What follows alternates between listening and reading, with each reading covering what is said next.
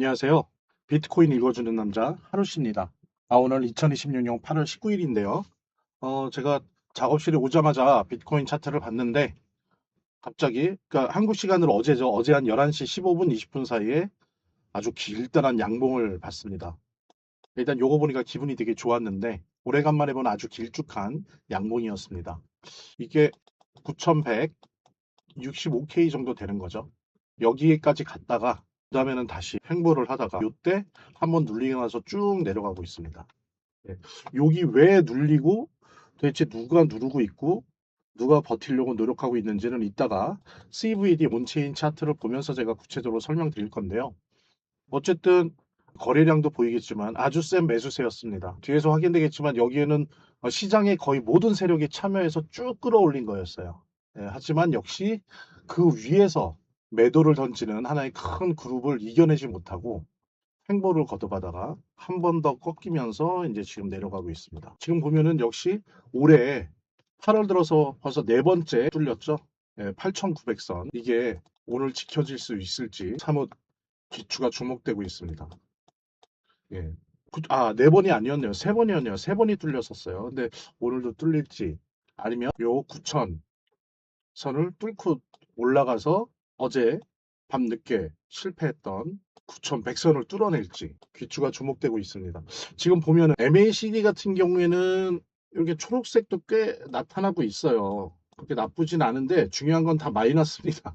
음의 영역이 있어서 뭐라고 할 수 없는 그런 한계를 보이고 있고요. RSI 같은 경우에도 뭐 한때 요거 치고 올라갈 때 80까지 찍었지만은 그 이후에 계속 뚝뚝뚝 떨어져서 지금 20대, 30대로 횡보하고 있습니다. 예. 그래서 뭐 큰 의미와 에너지는 우리가 볼 수가 없다라는 걸 좀 알 수 있고요. 일단 중요한 것은 이제 CVD 차트 쪽인데 CVD 차트를 일단 먼저 한번 살펴보도록 하겠습니다. 여기 보면 아시는 것처럼 여기가 히트맵입니다. 요게 가격대고요. 그래서 요게 63, 그다음에 이제 어제 밤과 새벽에 거래가 많았던 요 구간 같은 경우에는 요게 64.2에서 64.7 정도. 그러니까 8,900에서 9,000선이다라고 할 수 있고요. 그다음에 이제 요 부분 같은 경우에 나중에 우리가 봤겠지만은 9,000에서 9,100선 64.7K랑 65.2K 사이였는데요. 두 구간이 이제 어제 밤과 새벽에 활발하게 거래가 많이 됐던, 그러니까 밝은 색일수록 거래가 많이 된 구간이거든요. 이게 볼 수 있습니다. 그리고 차트와 동일하게 어제 한국 시간대로 11시 15분에 가격이 올라갔었죠. 그 부분이 요 부분입니다. 예, 여기는 뭐냐면은 각 투자 규모에 따라서 그룹들이 나뉘어져 있어요. 그룹들이 나뉘어져 있는데 그 각 그룹들이 매도세가 셌는지 매수세가 셌는지 그 델타 값입니다.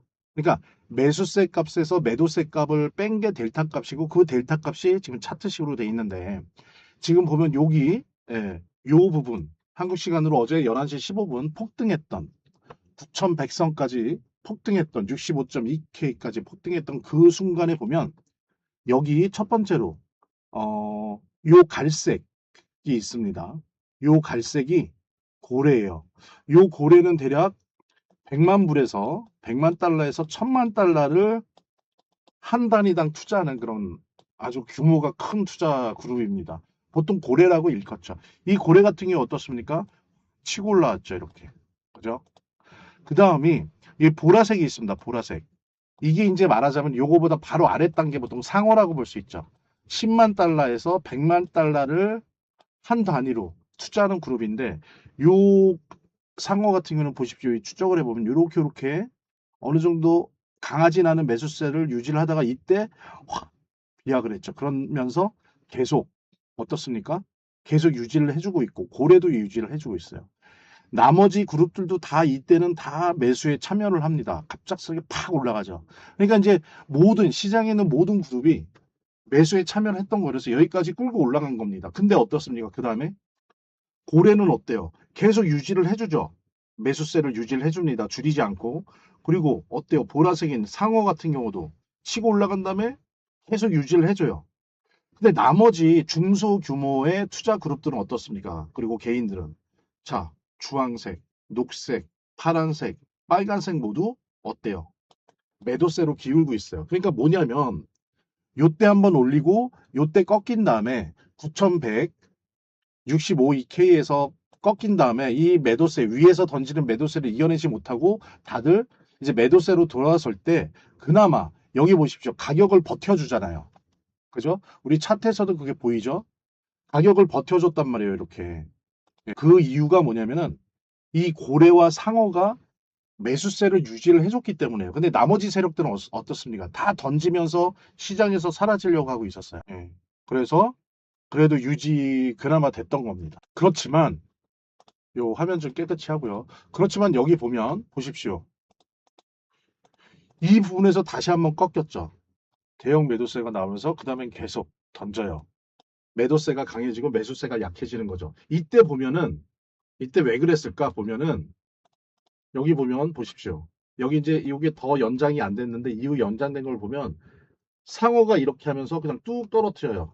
매도세를. 그래서 매도로 돌았습니다. 그 다음에 고래는 좀 있다가 그냥 사라져 버려요. 없어져 버려요. 뚝 떨어지고 없어져요. 이 얘기는 뭐냐면은 상어와 고래가 이거를 버텨주다가 어떻습니까? 마지막에 그냥 놔버리고 매도로 돌아서요. 그러니까 여기서 이렇게 떨어진 거예요. 떨어지면서 그 다음에 계속 다 던지니까 계속 지금 하락을 하고 있는 거고 그러면서 말하자면 고래와 상어가 떠난 거죠. 그러니까 그게 오늘 아침 9시예요. 한국 시간으로. 예. 요때부터 이제 고래와 새벽까지 버티다가 고래와 상어가 떠났습니다. 그래서 이제 이미 지금 시장에선 고래와 상어가 떠났기 때문에 오늘 밤, 그 다음에 내일 새벽 같은 경우에 이 8,900선을 버텨낼 수 있겠냐. 이게 이제 1차 저지선 아닙니까? 지지선. 이게 이제 8,900선인데 요거를 이제 잘 지켜내고 다른 변수가 생긴다면 어제 새벽에 횡보를 했던 요 9천선 요거를 돌파할 수 있느냐라고 하는 부분이 이제 관건이 될 거고 요거를 돌파한다면 그 다음에는 어때요? 요 9,100선 갔다가 다시 떨어진 요 선을 다시 돌파하는 걸 테스트하겠죠. 근데 이러려면 사실 고래와 상어가 돌아와야 됩니다.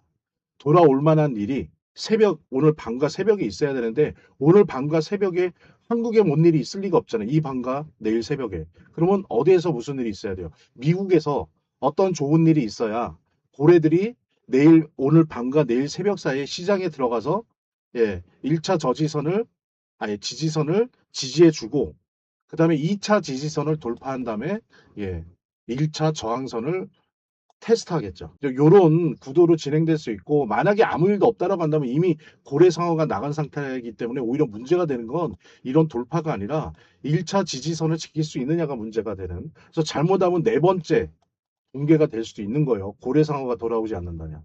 네, 지금 그런 상황에 봉착해 있다라고 하는 부분 좀 살펴보고요. 그렇다면은 지금 현재 이렇게 고래들이나 상어들이 버티다가 오늘 한국 시간 기준 9시 이후로 그냥 왜 나가버리고 그리고 매도세로 돌아섰는가 그런 좀 내용들을 살펴보도록 하겠습니다. 우선은요. 일단은 계속 치솟고 있어요. 미국의 장기 국채 금리가. 아시겠지만 이거는 우리 비트코인뿐만이 아닙니다. 아시는 것처럼 주식 시장에도 영향을 미치고 있어요. 그래서 지금 미국 주식시장도 이틀 연속 지금 계속 하락을 하고 있습니다. 그랬을 때 이게 어떻게 될지 지금 현재는 비트코인을 엄청나게 목조르고 있다라고 하는 부분. 그래서 좀 뭔가를 해보려고 해도 매도세를 이겨내지 못하고 고래나 상어도 뭘 좀 해보려고 하다가 그냥 중간에 나가버리죠. 자꾸 그런 일이 벌어지고 있다라는 부분들. 예. 그 다음에 또 뭡니까? 이제는 일본의 채권 시장이 문제가 되고 있어요. 미국 채권 시장 이자가 높은 것 때문에 문제가 되는데 일본도 30년 만에 10년물 국채가 2.93%. 30년 만에 최고요. 19년이 아니고 30년 만입니다. 30년 만. 예. 이렇게 되니까 무슨 일이 발생이 됩니까? 하나는 전 세계 자본들이 미국도 괜찮은데 일본도 괜찮은데 그러면서 일본 채권 구매욕이 올라가고 대신 어때요? 상대적으로 미국 채권 구매욕은 떨어지는 거예요. 그래서 이게 미국한테 큰 부담으로 작용을 하는 겁니다. 이거는 당연히 비트코인에게도 부담이 되는 거죠. 그래서 이렇게 고래나 상어가 뭐 다른 이유도 있겠지만 그들의 가격 구간에 대한 다들 저마다의 정책들이 있긴 하지만 거시경제 차원에서도 에너지를 쏟을 수 없는 그런 요인들이 지뢰처럼 각 곳에 이렇게 내재돼 있다라고 하는 거, 설치돼 있다는 부분들. 예, 그래서 고래나 상어가 시장에서 오래 버텨내는데 힘든 지금 상황이다라는 거. 그게 얼마나 어려우냐면 보십시오. 뉴욕 증시 지금 이틀째 하락세요. 나스닥도 마이너스 1.33이고요. 다우존스 지수도 마이너스 0.2, S&P 500도 마이너스 0.66. 어제도 그랬었죠. 하물며 이렇게 뉴욕 중심마저 이 일본과 미국의 채권 금리에 억눌려져 있어요. 어떤 면에선 그거에 비해서는 그래도 비트코인은 잘 버텨주고 있는지도 모릅니다. 예. 막 지지선들을 그래도 나름대로 지켜주면서 횡보라도 하니까요. 그런 부분들. 그 다음에 아시는 것처럼 ETF도 그렇게 재밌지 않아요. 예, 8월 초 일주일 동안 괜찮다가 지금 왔다 갔다 합니다. 그래서 그렇게 좋은 분위기가 아니다라고 하는 거 알 수가 있고요. 그 다음에 이제 진짜 중요한 거는 아, 오늘 새벽 3시에 FMC 회의록이 공개됩니다. 이 회의록은 언제 거예요? 7월이에요. 7월 때 동결을 했었죠. 이때 각 위원들이 어떤 입장을 밝혔고 지금 연준의 내부 분위기가 금리에 대해서 어떤 태도를 가지고 있는지 분위기 파악을 구체적으로 이제 넌지시 넘겨짚는 게 아니라 구체적인 내용, 데이터를 가지고 얘기할 수 있다는 거예요. 그래서 이제 이게 장기 금리나 반도체 흐름에도 변수가 되고 당연히 우리 비트코인한테도 변수가 될 수 있는 그런 지금 오늘 중요한 내용입니다. 그래서 금리 상승 분위기인지 매파가 센지 금리 동결 내지는 인하 비둘기파가 센지 이 부분에 대한 결과에 따라서 오늘 내일 새벽 고래나 상어가 시장에 다시 돌아올 수 있는지도 뭐 다른 거에 의해서도 결정될 수도 있지만 이 FOMC 의사록 공개 결과에 따라서 고래와 상어가 시장에 매수세로 복귀할지 아닐지를 판가름 지을 수 있다는 거죠.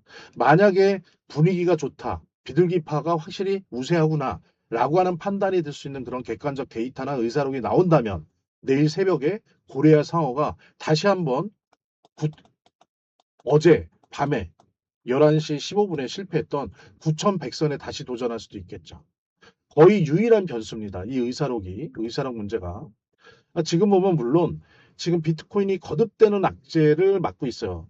우리가 본 것처럼 미국 채권도 문제더니 이제는 일본 채권도 문제고 이란 전쟁 때문에 지정학적 위기가 있고 그러면서 국제유가가 상승하고 뭐 좋은 게 별로 없어요.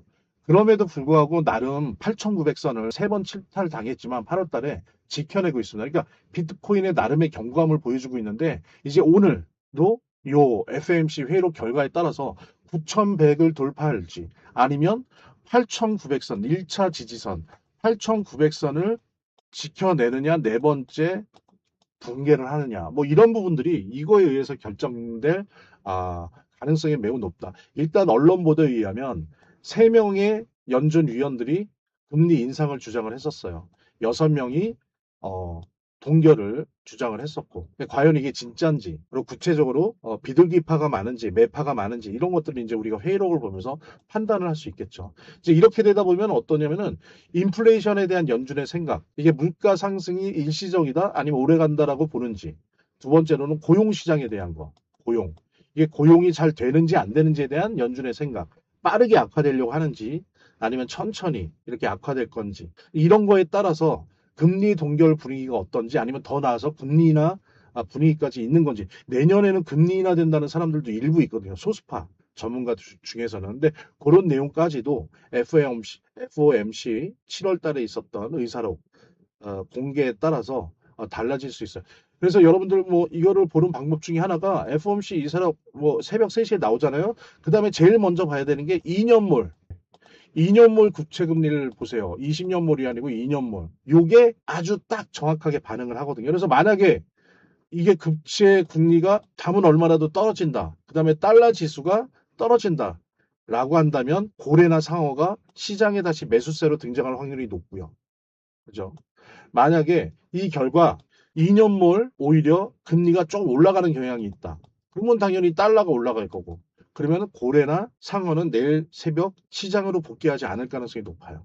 이런 차이들이 있기 때문에 한번 회의록을 보시면서 직접 이제 확인하려고 하시는 분들은 의사록 공개 새벽 3시에 보시면서 좀 있다가 내일 아마 오전 일찍 2년물의 움직임이 어떤지 한번 살펴보시는 게 좋을 거다. 그러면 이제 FOMC 의사록을 내가 분석하는 것뿐만이 아니라 시장이 어떻게 받아들이는지를 2년물 미국 국채 금리가 조금이라도 올라가는지 내려가는지를 보면 알 수 있다라고 하는 거. 그렇게 우리가 말씀드릴 수 있을 것 같습니다. 그리고 중요한 거는 제가 지금 말씀드린 거는 요런 뭐 FOMC 의사로 공개에 따른 오늘 밤이나 내일 새벽에 어떤 전망들, 이런 단기 전망에 대한 이야기를 좀 한 거지만 제가 거듭 말씀드리지만 좀 중기적인 관점. 그러니까는 지금 8월 나머지 기간 어떻게 될 것이며 9월, 10월이 어떻게 될 것이냐라고 하는 문제도 사실 있습니다. 그죠?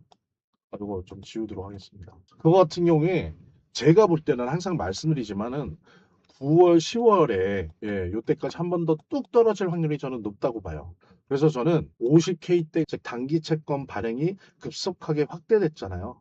그러다 보니까 적어도 그것이 나중에는 이제 금융기관으로 퍼지고 그러면서 오히려 유동성을 공급해주면서 뭐 올 4분기 끝이나 내년 1분기에 비트코인에게 분명히 좋게 작용을 해요. 근데 그거는 보통 6개월, 8개월 후에요. 근데 지금 당장은 지금 7월, 8월, 9월 막대한 양의 단기 채권 발행을 증가시켰어요. 그러니까 어때요? 단기 채권을 시중에서 사니까 시중에 자금이 없는 거예요. 단기 자금이. 그래서 이게 비트코인한테 엄청난 압박이 되고 있습니다. 그래서 요거 때문에 저는 다른 이유도 있을 수 있지만 요거 때문에 주로는 9월 말 10월 중에 한 번 더 크게 하락하고 나서 좀 점차 회복을 하면서 4분기 끝, 1분기 이 과정을 거치면서 크게 반등할 확률이 높다라고 저는 생각을 하고 있거든요. 그래서 중기적인 전망, 중단기적인 전망은 제가 지금 말씀드린 것처럼 이렇게 유지를 하시면서 단기적으로는 오늘 내일 FOMC 의사록을 중심으로 해서 2년물 국채 금리가 어떻게 되는지 움직이는 걸 통해서 최종적으로 확인해 보면 좋을 것 같고요. 그 다음에 지금 당장 단기적인 전망에 당장 뭐 어떤 도움이 될 만한 소스는 아니지만 오늘 나온 소식 중에 꼭 우리가 한 번은 같이 공유해 볼 만한 이슈가 있어서 요거 잠깐 보고 그리고 나서 마치도록 하겠습니다. 지금 보면 블랙락에서 말을 해요. CEO가 토크나 RWA죠.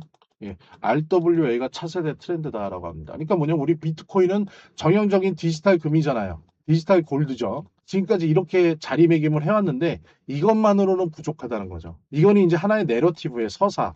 뭐 이것도 필요하지만 이제 서사가 아니라 어떤 산업적 의미가 있느냐, 비트코인이. 어떤 산업적 의미가 있는데 라고 하는 거에 대한 답이 중요해요. 그랬을 때 그게 뭐냐면 가장 큰 게 RWA입니다. 대략 지금 전문가들이 볼 때 좀 우리나라 그 KB 자산운용 같이 보수적인 데는 대략 4년 내에 이 RWA 시장이 토큰 시장이죠. 그러니까 지구상에 존재하는 모든 자산을 토큰으로 만드는 거잖아요. 블록체인 위에서 발행하고 블록체인 위에서 거래되는 그런 토큰으로 만드는 걸 이제 RWA라고 하는데 요게 그 가장 보수적이라고 할 수 있는 KB 국민은행의 산하의 자산운용에서는 KB 자산운용에서는 4년 내에 한 200배까지 큰다고 얘기를 해요. 200배. 예.